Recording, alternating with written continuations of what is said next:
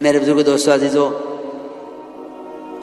نماز کا اگر نماز قائم کر لی جاوے، واقعی نماز قائم کر لی جاوے، تو یقینی بات ہے کہ پورا دین قائم ہو جائے گا، کیونکہ آپ نے فرمایا ہے، یقینی بات ہے، من اقامہا فقد اقام الدین، جس نے نماز کو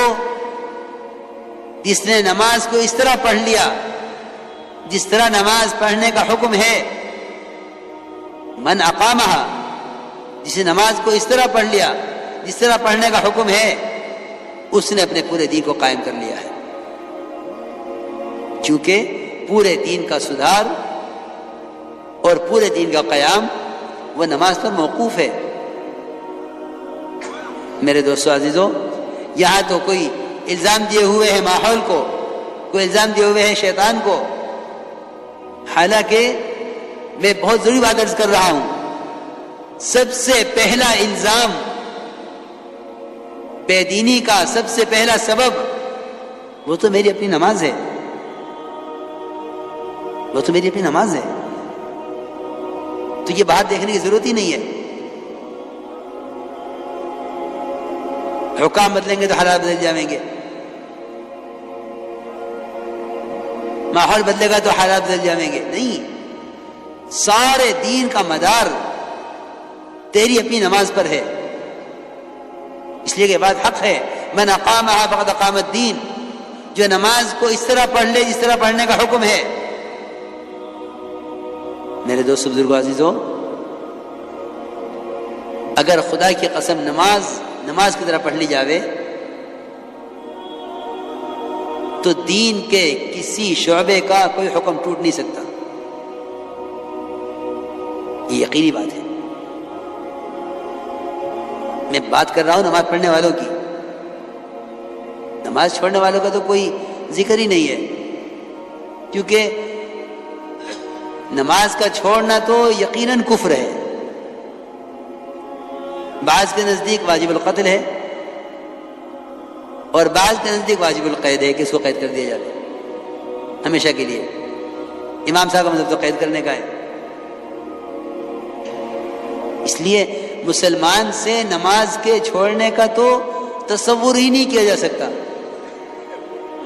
جس طرح ایک مسلمان سے کفر کا اور ارتداد کا تصور مشکل ہے، محال ہے، اس طرح ایک مسلمان سے نماز کا چھوڑنا، اس کا تصور مشکل ہے، محال ہے، ممکن نہیں ہے، کیونکہ یہ ممکن ہے اور ہوا ہے کہ غیروں نے نماز پڑھ لی ہے۔ میں نے ابھی عرض کیا تھا واسع بن اسقع کا واقعہ کہ نماز پہلے پڑھی انہوں نے، اسلام بعد میں قبول کیا۔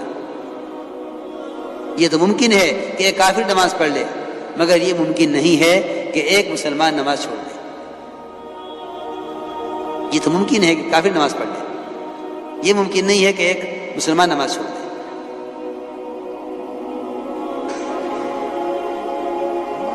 تو میں تو عرض کر رہا ہوں نماز پڑھنے والوں کی بات ہو رہی ہے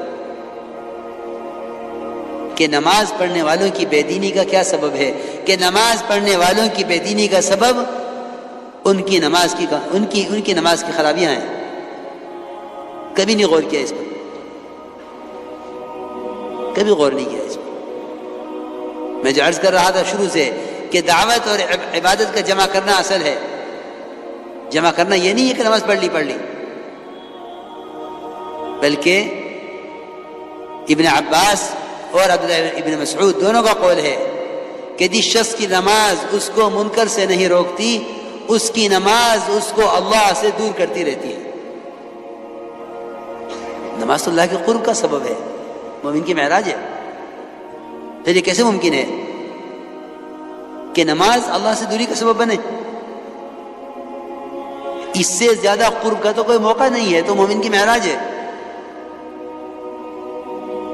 اللہ مجھے معاف فرمائے، کیا نماز پڑھنے والوں کی نماز اور کیا نماز پڑھنے والوں کی نماز۔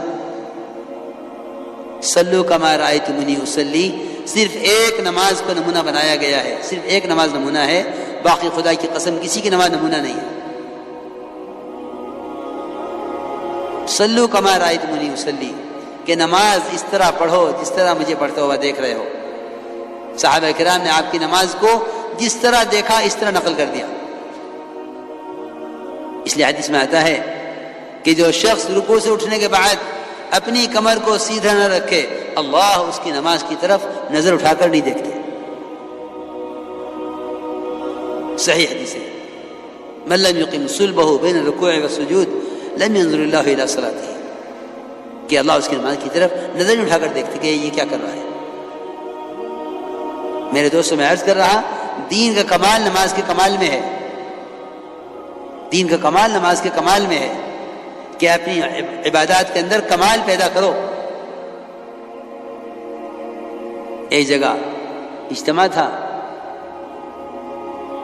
ہمارا وہاں جانا ہوا،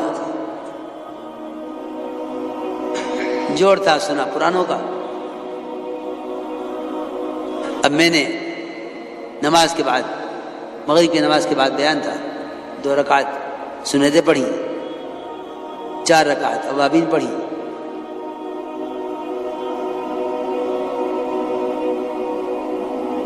ایک صاحب کہنے لگے کہ مجمع جڑ گیا، دیر ہو رہی۔ میں نے کہا اس مجمع نے اوابین نہیں پڑھی، مجمع نے اوابین نہیں پڑھی۔ اس کا مطلب تو یہ ہوا کہ ہم دعوت میں لگے ہوئے ہیں عبادت کے شوق کے بغیر۔ یاد رکھنا یہ بات کہ اگر اس کام سے عبادت کی لذت محسوس نہیں ہوتی تو استدراج کا خطرہ ہے۔ اگر دعوت سے عبادت کی لذت حاصل نہیں ہوتی اور عبادت کا شوق نہیں پیدا ہوتا تو استدراج کا خطرہ ہے، کیونکہ دعوت سے جن عبادات میں کمال پیدا کرنا تھا، یہ دعوت کے لیے ان عبادات کے ساتھ کھیل رہا ہے۔ جلدی جلدی نماز پڑھو، مشورہ کرنا ہے، جلدی جلدی نماز پڑھ لو، پھر بیان کرنا ہے۔ اس کی نماز اس کو میں دے کے ماری جاوے گی، میلے کپڑے کی شکل میں، اس لیے کہ عبادت کا استخفاف کفر ہے، کفر۔ عبادت کو ہلکا سمجھنا کفر ہے، کفر ہے۔ عبادت کو ہلکا سمجھنا کفر ہے۔ نماز کے بارے میں فرمایا ہے من استخف و جحد فقد کفر۔ نماز کو ہلکا سمجھا، اس کے انکار کیا کہ وہ تو کفر کے راستے پہ پڑ گیا،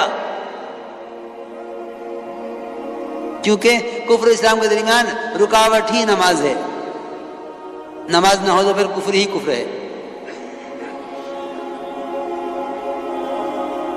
تو میں حیران ہو گیا، میں نے کہا ابھی میں نے 4 رکعت اوابین پڑھی، مجمع جمع ہو گیا،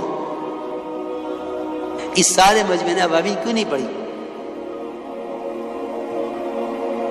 کیونکہ صحیح حدیث ہے کہ جو شخص مغرب کی نماز کے بعد 6 رکعت اوابین کی پڑھ لے، بعض نے 2 سنتوں کو شامل کیا ہے، بعض نے نہیں کیا ہے، 4 پڑھ لے یا 6 پڑھ لے، کہ جو شخص مغرب کے بعد اوابین میں 4 رکعت یا 6 رکعت پڑھ لے کہ اس کو اس 6 رکعت پر 12 سال کی عبادت کا پورا ثواب ملتا ہے۔ کتنے سال کی عبادت؟ 12 سال کی عبادت، 12 سال کی عبادت کا ثواب مغرب کے بعد کی 4 رکعت اوابین میں۔ خوب تھک کے سو گئے، تہجد چھوٹ گئی۔ دیکھو یاد رکھنا،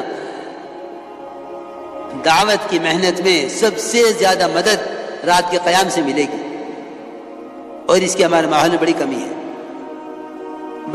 بہت کمی ہے،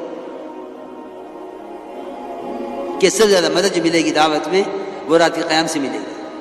یہ فرمایا اشد وقع اقوم قیلا، کہ نفس کو کچلنے والا رات کا قیام، اور دن بھر کی بات کو سب سے زیادہ واضح کر دینے والا ہے، دین کی بات کو واضح کر دینے والا ہے۔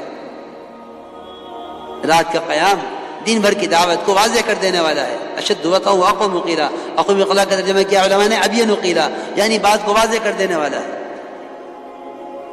آپ صلی اللہ علیہ وسلم، ایک صحابی نے دیکھ کر عرض کیا کہ یا رسول اللہ، آج تو آپ شکل سے بیمار معلوم ہو رہے ہیں۔ فرمایا میں نے اس بیماری کے ساتھ رات لمبی 7 سورتیں پڑھی ہیں قرآن کی۔